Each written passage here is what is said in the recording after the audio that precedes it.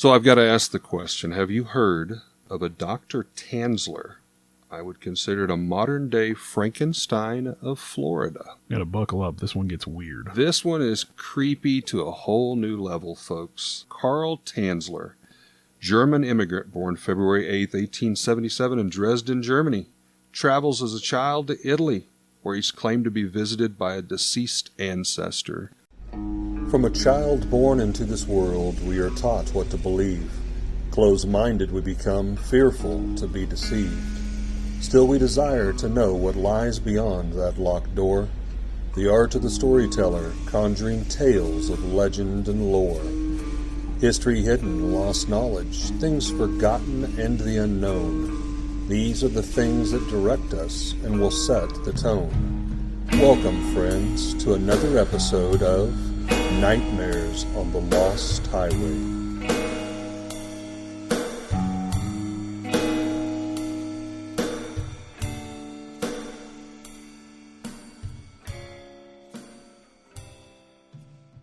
Karl Tanzler, German immigrant, had traveled to Italy as a child. He claimed there he was visited by a deceased ancestor, the Countess Anna Constina von Kassel. I'm hoping I'm pronouncing that correctly. Yeah, there's going to be a lot of... I may butcher some names in this one, so bear with us. But in a dream as a child, he communed and walked with the dead. And the Countess, one of his ancestors, revealed to the young boy the face of his true love. She would be an exotic, dark-haired woman, and that he should seek her out to ever find true happiness. And that is the whole root and foundation to this story. And as Bill said, buckle up, because this is all factual, this is all proven. It doesn't get much weirder than this one. It is disturbing. Disturbing is a great word. Mr. Tanzler returned back to Germany around 1920, where he met and married a lady by the name of Doris Schaefer. Together, the couple had 2 daughters. One unfortunately died at the young age of 7 from diphtheria. It must have been apparent to Karl Tanzler that his wife Doris was not the woman of his dreams, as he left his family and made his way to America in 1927. There he joined his sister and her family, who had already immigrated to the United States and settled in an area called Zephyr Hills in Florida. However, both his wife and both daughters did follow him about a year later. In 1930, Dr. Karl Tanzler took a job as a radiologist at the U.S. Marine Hospital in Key West, Florida, there under the name of Karl von Kassel, dropping the Tanzler name. Now, anytime I talk about him, I'm just going to say Tanzler, because I don't want to keep track of names. I will tell you, the guy dropped and changed his name at least 3 times. Yeah, I believe at one point they believed Tanzler to be dead, and he was living under this other name, or maybe vice versa. Some kind of aliases. I'll just refer to him as Tanzler. We're going to call him Tanzler. All right, we'll roll with that. In 1930, Karl Tanzler had taken a job as a radiologist there at the U.S. Marine Hospital in Key West, Florida, under the name Karl von Kassel, dropping the Tanzler name. It was here that he met a patient, Maria Elena Milagro de Hoyos. She was a Cuban-American woman with dark hair and lovely features which matched the woman of his dreams, and he instantly became obsessed with her. Maria Elena was brought to the hospital by her mother, and she was unfortunately diagnosed with tuberculosis long before a vaccine was created. Dr. Karl von Kassel, Tanzler, did everything he could to save the beautiful young woman, all the while showering her with gifts and declaring her undenying love. Without the family knowing, the good doctor himself was actually married. Well, I believe Hoyos was also married to a man named Luis Mesa. You are correct. Legally married at the time of her death. Yes. He had left her, though. They married in 26. He left her shortly after they got married, after she suffered from a miscarriage. Seemed to kind of do a toll on the marriage. I believe they tried to relocate, tried to make it work, but sadly it did not work out. So yes, both the young lady patient was married as well as Dr. Tanzler was married. Sadly, despite all the treatments and the efforts, Maria Elena Hoyos succumbed to the disease on October 25th, 1931. And tuberculosis was typically fatal at that time. It was hard to treat. Way before a vaccine, it was in its early stages, and yes, it wiped out lots of people. Claimed the lives of most of her family, from what I understood, what I read. I did not get that. It's a good tidbit. Well, she was buried in an above-ground mausoleum there in Key West, Florida.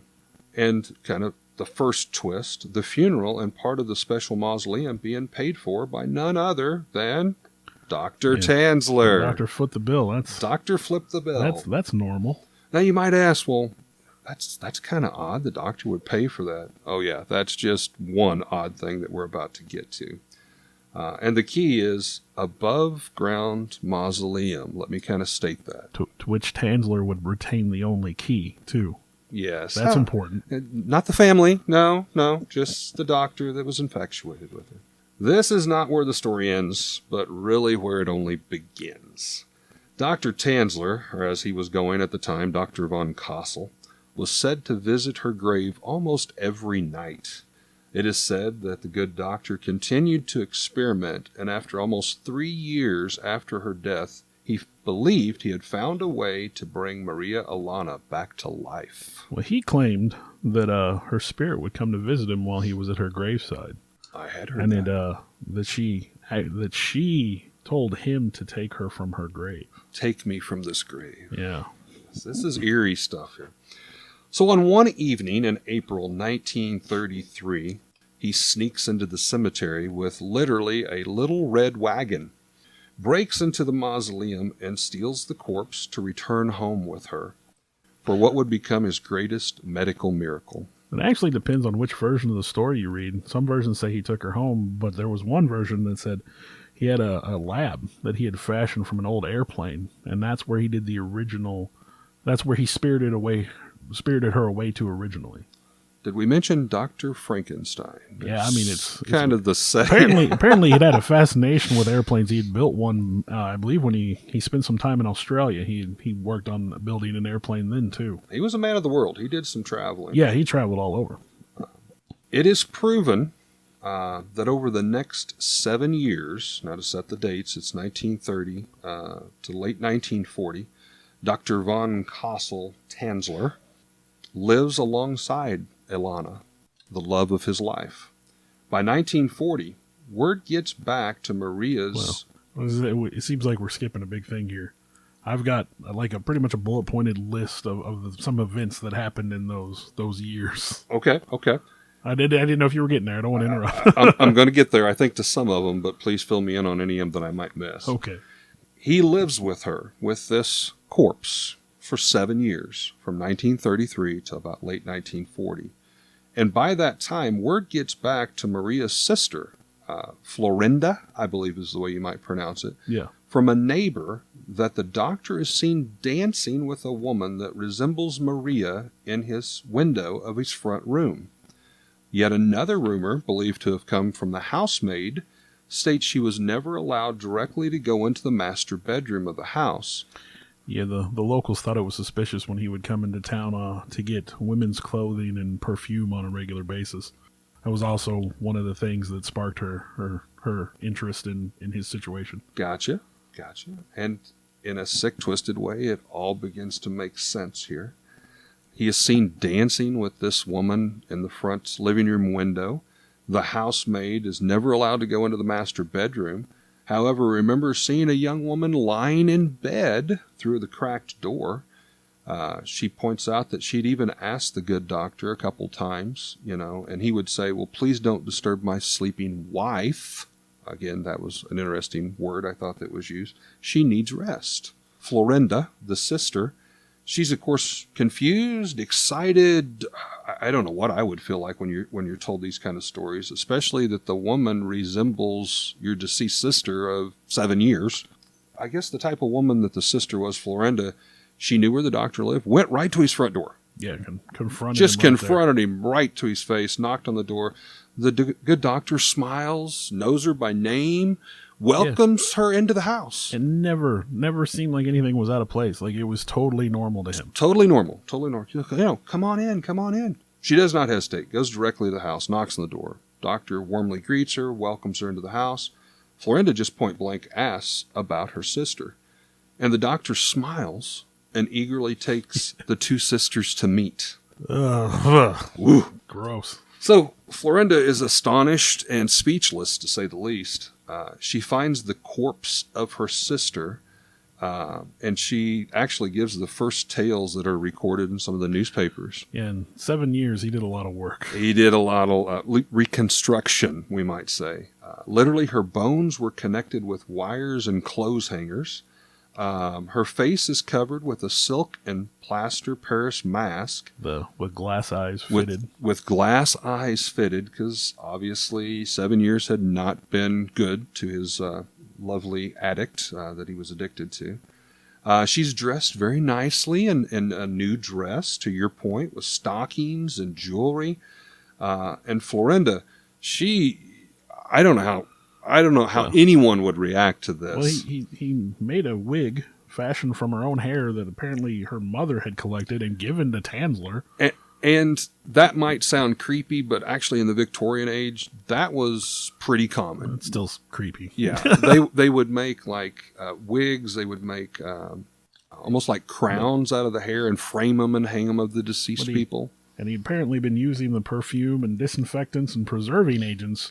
I wonder why. Mask the odor and to try to forestall the effects of decomposition. Yeah, and yet slept with her right there next to her in his bed.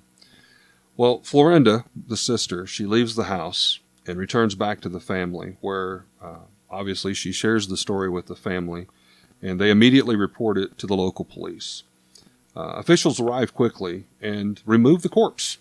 But here's where the first twist really comes in. Unfortunately, the statute of limitations has expired for the crime. Yeah, no, he had a trial, and they brought it to trial, and then, yeah, of course, the statute of limitations had expired for the exact charge was wantonly and maliciously destroying a grave and removing a body without authorization. And he gets off scot-free. Yeah, he's a psychiatrist interviews him and finds him fit for trial too. I mean, that's for lack of a better word, that's a little crazy. He believes he's done nothing wrong. He has made no secrets about it. For lack of the only thing he didn't do was take her out publicly. Well, and public opinion was even generally sympathetic for Tanzler. They viewed him as a romantic, and they put her body on display, and like I don't remember how many thousands of people viewed it. Because they had to have a place to keep the body during the trial. They were not able to rebury her or bury her, in the case may be, because she was an above-ground mausoleum. So yeah, they put her in a local funeral home, and the story had sparked so much interest that thousands of people went to go see the remains of a 7-year-old corpse. That the doctor had kept. That is, yeah. Now, they did eventually rebury her in Key West Cemetery in an unmarked grave, so people would not... For understandable reasons. Maybe just to keep Tanzler away, who knows? Yeah, and again, as we mentioned, Tanzler gets off basically scot-free. He maintains that he's done nothing wrong. He even asked if the body could be returned. Yes. That's ballsy. Yeah. I mean, that's out there. As Bill said, her body was eventually buried in a secret location, buried, not above ground this time. Dr. von Kossel Tanzler goes on to live to the ripe old age of 75, but we're not done yet with the story. After 4 years after the event, he decides to move back to the area of Pasco County, near his first wife's home. Yeah, back near his wife's home. Where she helps support and care for him until his death. Received his citizenship in 1950. Yeah. I mean, we talk about people coming to the country. Seriously, I mean, it seems like that should have been a red flag on that one. Yeah, we wait till 2 years before you die to get citizenship. Well, but seriously, with all the things that he was involved in. Yeah, why didn't a red flag go off? You're not an American citizen? What? But yeah, the wife takes care of him in his older age. His first wife, I need to add that, because I don't think, obviously, you could legally marry a corpse in Florida at that time, but he was identifying as remarried to another woman. But later on, Dr. Carl Tanzler, he continues to long for his lost love. The body has been taken away. Yeah. So he used a forensic death mask of the young lady for the basis and built a life-size dummy mannequin, which he kept in his bed until his own death in 1952. Was obsessed with this woman. Well, his ancestor told him in the dream walk that was the only way he was going to find true happiness, was to seek this woman out. Now, reports kind of vary, but they say even when he passed away at the age of 75 on July 3rd, 1952, they found him 3 weeks after his death, laying in the floor with her mannequin, her effigy in his arms. Now, there's conflicting tales. Some say he was just found dead, but the romantic in you wants to believe that he was clutching her to the very end. I also found different records of that, and an even weirder twist was, yes, he was laying in the mannequin's lap with her arms wrapped around him, as if welcoming him, because now they could spend the rest of their death lives together. I don't want to get too off color with this one, but supposedly later research that was not reported at the time revealed evidence of necrophilia. Yes. And apparently he had, I don't want to go into detail, but modified the body. Yes. And that is, there's all kinds of disturbing. That's a totally different level. Right here in my notes, I believe I've labeled Dr. Carl Tanzler the most Florida man of Florida men. When you hear Florida man stories, it wouldn't get much worse than this. Yeah, this is the Florida Frankenstein, as we're dubbing it. But still, even on a darker, grittier, possible sideline, far stretched possibly, that Dr. Tanzler actually again stole the body a second time and hid it in plain sight inside of the mannequin. I had heard that. I read that. And that the local police and authorities were so embarrassed by it that they intentionally did not record it in the police files. Now, I did see some pictures of the young lady online. She was certainly attractive. Indeed. A nice looking lady. Man, the pictures of the mannequin, the death mask and all that didn't really do her justice. Those were, just scary. And of course, he himself looks like that crazy old Dr. Frankenstein type. Absolutely. Little glasses and the bald head and the little beard. Round glasses, absolutely, the little bow tie. And like we said, he'd gone by various names. He traveled the world. He on his names. Actually, I started keeping track of some of his different names, and I finally just stopped. But on his German marriage certificate to his, first wife, if you will, or only real wife, he went by George Karl Tanzler. He went by Karl Tanzler von Kassel on his U.S. citizenship papers a few years before his death. He definitely seemed to swap between Tanzler and von Kassel a lot. And then Karl Tanzler on his Florida death certificate. And still some of his hospital records were signed as Count Karl Tanzler von Kassel. A man of mystery for sure. But again, he did not believe he was doing anything wrong. Yeah, in public opinion, they thought of him as a hopeless romantic. The public kind of sided with him. They didn't. A love story, if you will. But even after he retired, Dr. Tanzler retired somewhere around 1944. He moved to Pasco County, Florida, as I had mentioned, near his wife's home. While she was caring for him, he wrote his own autobiography, and it appeared in Pulp Publication magazine, Fantastic Adventures, in 1947. Now, and as you mentioned, he got his citizenship in 1950 in Tampa. This is something I've got to go try to acquire. I have to find this Fantastic Adventures in 1947. I wonder how much of it what's the version from him? His story. Yeah. I mean, obviously he invited the sister and, hey, come on in, meet your other sister. I know she's been dead for 7 years, but he showed no remorse. Like we said, he considered it perfectly reasonable. He didn't try to run. He didn't act like he'd been caught. He was all about bringing her in and showing her what was going on. And actually, he was very proud of his work and how well he had taken care of her. As Bill had mentioned, I mean, one of the kind of red flags was Why is this older doctor buying dresses and female stockings and jewelry and perfume? Seriously, I mean, he went all out for this lady, and he believed that her spirit spoke to him and asked for his help so they could spend time together. Again, you have his ancestor, the Countess, appearing to him to tell him that this is the woman of his dreams. Obviously, that was I think the way I described it to someone I was talking to about this week was, he decided that he was going to love her for the rest of his life, but not necessarily her life. Well, this is definitely one of the creepier stories that we've touched upon. And again, we invite you to check it out. This is all documented. There's not really rumor or myth made up here.